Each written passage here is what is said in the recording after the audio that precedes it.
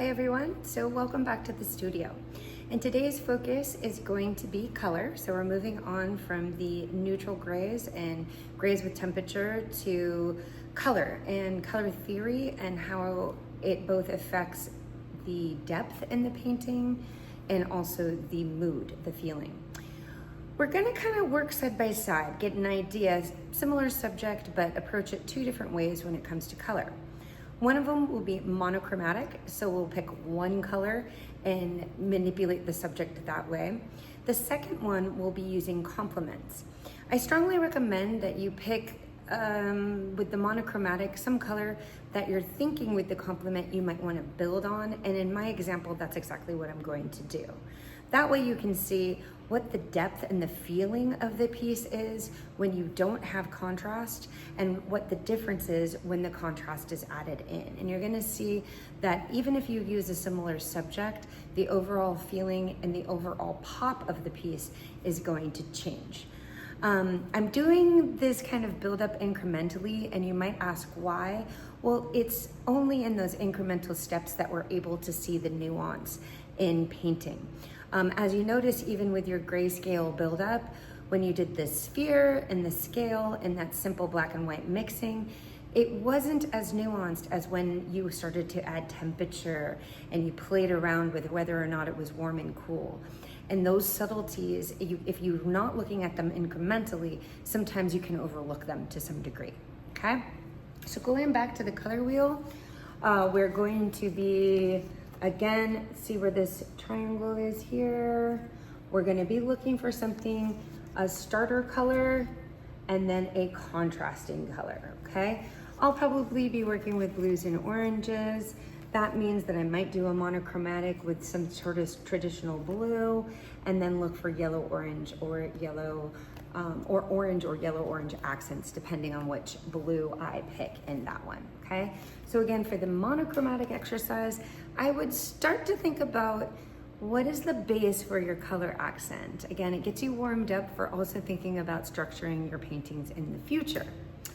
I'll be working with skies, like a landscape subject, but you can feel free to work with shapes and forms, or shape, form, same thing.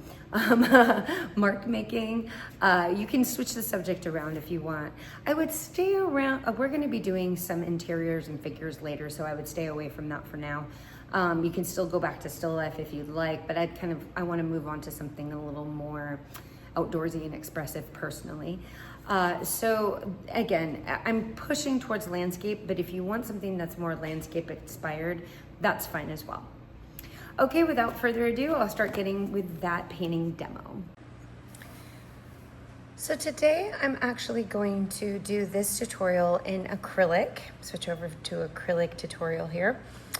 And I want to talk about, of course, what I have out as far as supplies goes. So I have my canvas, this is what I'll be painting on, my source imagery. I have a little phthalo blue and some white, and this is actually a slow dry medium that I use on occasion. This helps, it almost makes the acrylic paint work like oils, gives you some time to blend in the lower layers, gives it, again, a slower drying time, that's why it's called that. It's got this kind of silica or silica gel feeling. It's something I highly recommend if you like the malleability of oil paint and you've switched over to acrylic paint. This is gonna make it feel that it's a little bit more like an oil texture again. I also only have just kind of your basic bright or flat brush, about an 8. And then, yes, an 8. And then your basic round for drawing, because I'm gonna draw straight on the canvas. Now you're gonna see, I have a couple options for you with this exercise. You can actually use one canvas for it. I'm completely okay with that. But please take a picture of your monochromatic underpainting. So then when you go to the complements or you add an accent, we have documentation of both. So you can do both paintings on one if you would like, or you can do 2. It's up to you. I'm actually probably gonna do my demo on 1, just so you can see how that looks, what that looks like when I build it up. You can see from my source, I've decided this honestly has the complements built in, but I'm not gonna one for color because I'm using phthalo, which is a little different than this blue here. So I'm already interpreting this into my own language. okay? The other colors that I have out today are, so again, phthalo blue and white. I have Hansa yellow. This translates to oils as well. I'm using acrylic colors that I've told you to get that are available in oils. Cadmium orange. I also have a quinacridone magenta. I can use that to help me make an orange as well. It's more of like a ruddy style of orange. Okay, so those are my supplies. Of course, a jug of water with my brushes. Here we are there, a nice big one. And so what I'm going to do, I'm gonna switch over for a time lapse here, and you're gonna see me draw out this composition. And I won't do an inlay because I have the photo sitting right here. I will draw out this composition. I'm gonna move this palette somewhat to the side so it's a little bit out of my way. Okay, here and here. And then from there, just fill in. So you're gonna see in the time lapse the drawing, and then you're also gonna see me kind of fill in some of the major spaces and values, okay? So the key for me here is to decide what the relationship is between the blue sky, the darker cloud here. I can add these crows if I want or leave them out for now. I'm gonna say, because I'm working from a photo, I'm probably gonna interpret this somewhat to make certain things lighter and certain things a little bit darker because it doesn't have the contrast that I necessarily need for the entire composition. Okay, moving forward to the time-lapse demo.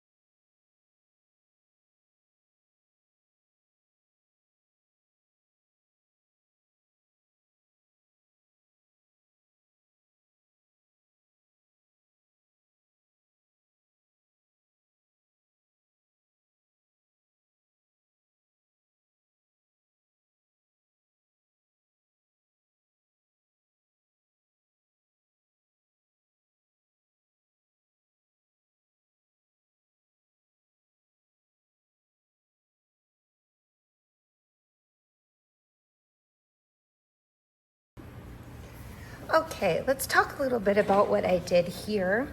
So as you can see, I started with this portion. That's kind of a mid-tone blue. And establishing that is important because from there I can decide what's going to be lighter, middle, darker, right? This subtle gray here is kind of interesting. Again, I'm seeing this in color. You can feel free to print out your sources black and white. That might help you a little bit. Or you can challenge yourself to kind of look through the color image and interpret that monochromatically. Either way, whatever you think gives you the most out of this exercise. So I did that blue background. The nice thing about phthalo blue, and this is both in acrylic and oils, is that it's very transparent and so can be thinned with medium or water very nicely. Better than ultramarine blue, to be honest, but both do work transparently quite well. So I laid out that background foundation and then kind of went for these real subtle, it's almost just a hair bit darker. It's not super dark, not the same as this guy. You could almost argue that the color has shifted and so the value might be more or less the same if I printed this in black and white. So I did push it slightly darker to bring a little bit of contrast to my composition. And as you can see, I even had to go in towards the end there and add a little more blue back because it was kind of light here and wasn't offering contrast.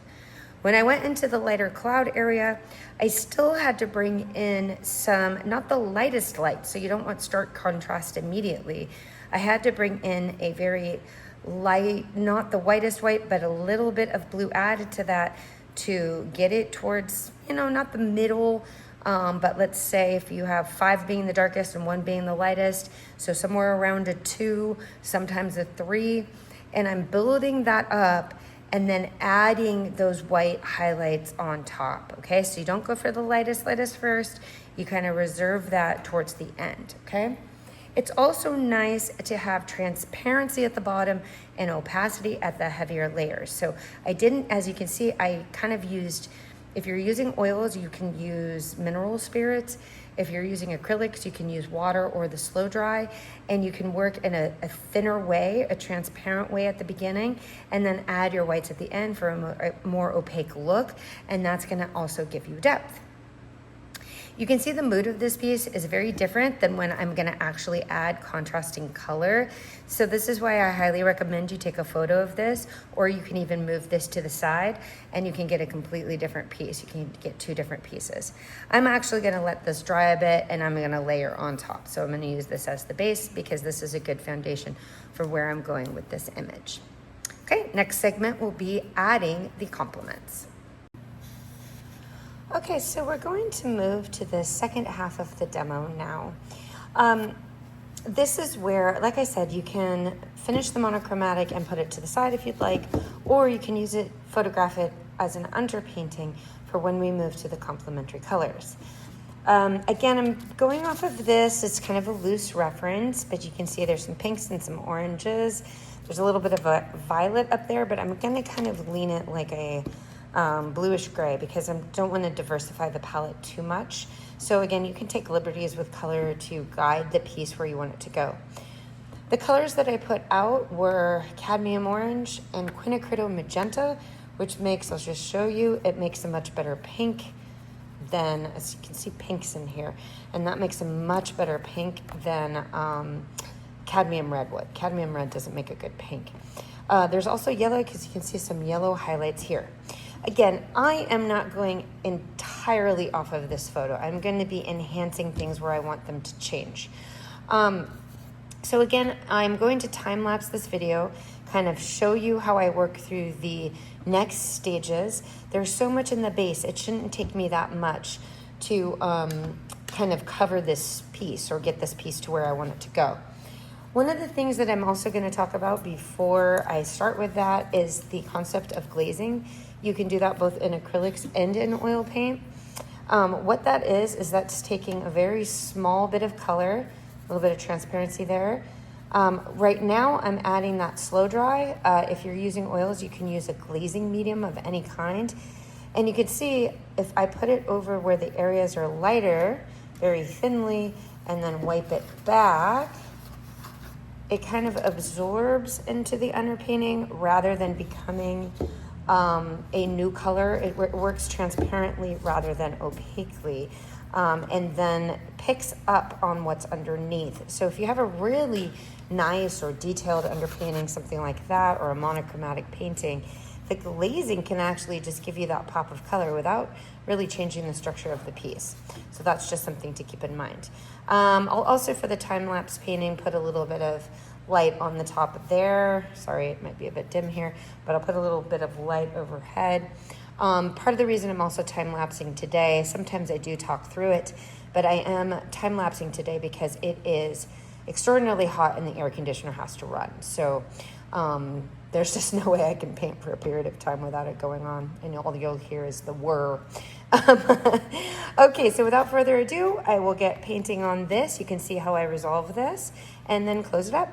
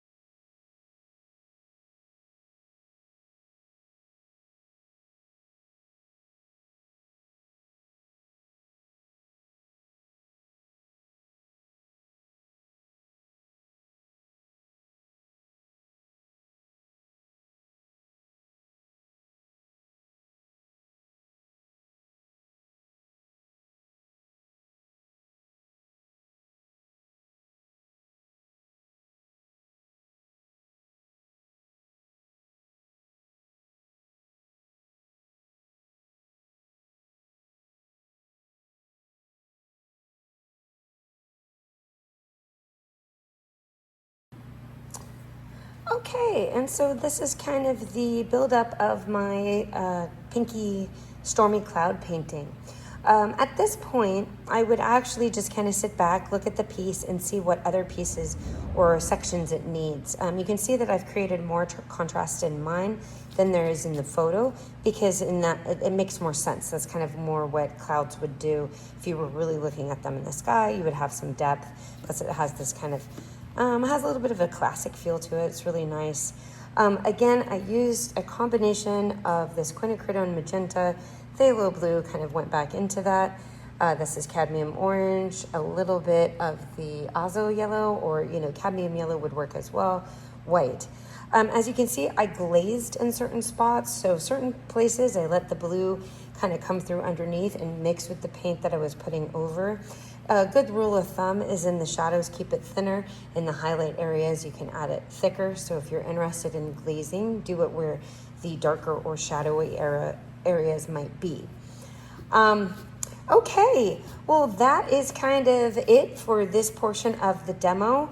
Again, you can do a monochromatic and as you can see, I use that orange to pop. So basically, I'm trying to make your eye travel. Like I said, I'd let it dry a little bit, stand back, see where I need to add and take away, so on and so forth. But the base is the blue, and there's a bit of a blue violet, and then the accents are orange, so that's an orange complement coming out there. And you can see that that depth has been created that way, okay? Again, enjoy. You can play around with it. You can be literal. You can be more abstract. The main thing is thinking about how your color is working, how is your color layering, what is the accent, and how does that create a focal point in your piece. Okay, I'll close it up. Happy painting. Well, that's all for today. I hope you really enjoyed diving into color study, looking at warm and cool relationships, or just color in general. And I will see you next time in the studio with some new exercises and new tutorials.